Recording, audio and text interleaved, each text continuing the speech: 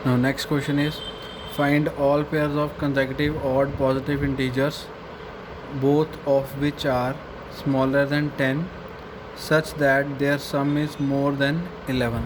ठीक है, तो सबसे पहले क्वेश्चन को समझेंगे क्या पूछ रहा है वो। कह रहा है find all pair of consecutive odd positive integers.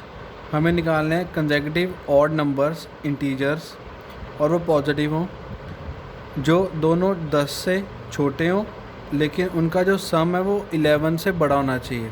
ठीक है, तो ये कंडीशंस को, दोनों कंडीशंस को सेटिस्फाई करना चाहिए। तो सबसे पहले हम सपोज करेंगे दो कंसेक्यूटिव ऑड इंटीजर्स। तो पहला ऑड इंटीजर आ गया x, तो अगला ऑड इंटीजर कौन सा आएगा x+2, क्योंकि जो ऑड नंबर है वो एक छोड़ के ही आएगा ना, तो इसलिए हम x+2 लेंगे। इवन भी होगा तब भी यही लेंगे कि एक x और x+2 even odd even consecutive even integers होंगे ये।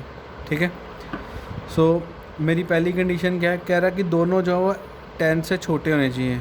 मींस x जो है वो 10 से छोटा होना चाहिए और दूसरा नंबर भी 10 से छोटा होना चाहिए।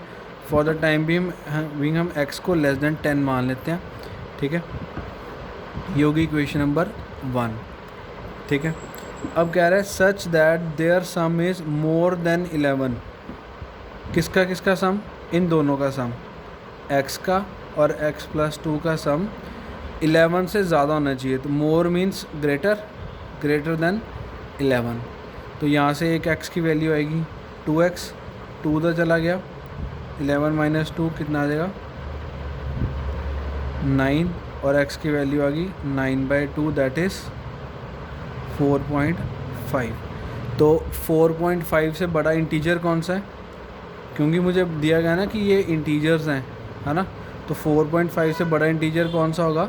5 ले लेते हैं। तो इक्वलिटी आ जाएगी यहाँ पे, क्योंकि 5 इंक्लूड हो रहा है तो यहाँ पे इक्वलिटी डाल दी।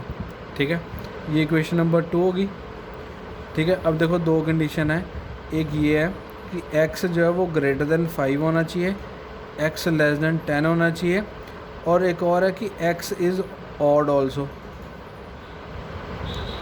x ऑड भी होना चाहिए। तो हमें पेयर निकालने हैं। ठीक है, तो देखो पहला पेयर कौन सा बनेगा, 5 से लेके 10 के बीच में ऑड नंबर हैं। एक तो आ गया 5, ठीक है, और 5 का पेयर किसके साथ बनेगा? एक आ गया x की अगर वैल्यू 5 है तो x+2 कितना बन जाएगा 7। तो 5 और 7 दो पेयर बन गए। ठीक है, एक मतलब ये दो नंबर्स एक पेयर बना रहे हैं। ठीक है, अगला नंबर, अब 5 के बाद कौन सा इंटीजर आएगा जो ऑड हो?